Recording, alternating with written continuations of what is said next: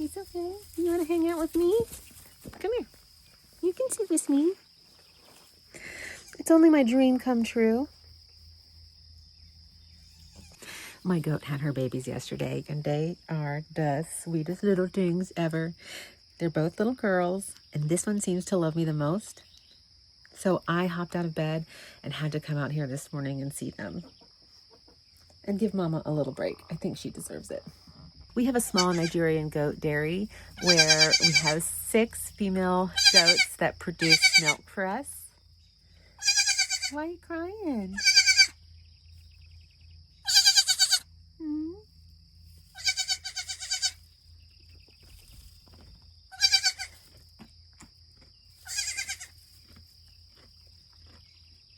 We did breed our goats a little bit later last year because we wanted to try having goats later in the season and not in February. We're in Southwest Ohio, and we typically have our goat kidding begin around February. It's very cold here in February, and it can be intense caring for them in the freezing cold, but it can also be difficult on the baby goats as well as they enter the world frozen and naked in the Ohio tundra. So far, it's been really good. I can sit out here without a jacket on. I can enjoy taking care of them without freezing. And I feel better about the goat kids being out here without any additional heat because I do not like using heat lamps in our barns. Heat lamps can pose a huge fire risk in barns. There's a lot of dust, there's a lot of dry hay, and if they fall, it's so easy for them to catch on fire. And I have seen it happen to other farmers, and so that's just not something that we're interested in doing. Pushing their kidding back makes me feel a lot better about keeping them warm safely. Really, the only thing that we haven't loved is being out of milk the first part of the year.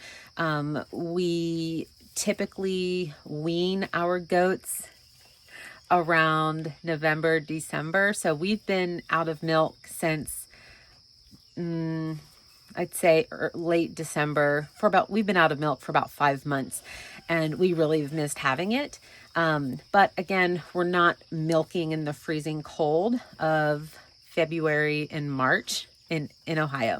So this year, since our goats are having their babies later in the year, we're hoping to extend our milking into January and ending as soon as it gets really cold instead of beginning when it's really cold. We really enjoyed having them pregnant later in the season. They're eating more forage and not as much hay.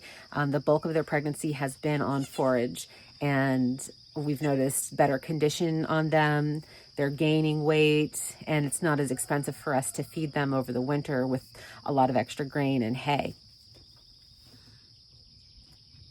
Making sure that the babies are getting good colostrum and nursing quickly after they kid or after they're born is essential. So within the first few hours, I always have to make sure that they're nursing okay, and that both or all of the babies are getting enough milk and time on the teats. She only had 2, which is really helpful because she only has 2 teats, and both of them are getting good time on them. And you are a voracious eater. You seem to not be able to get enough.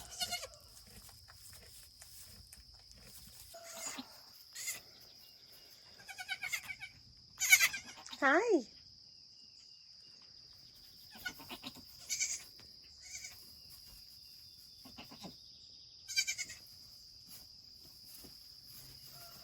Are they not letting you lay down, Mama?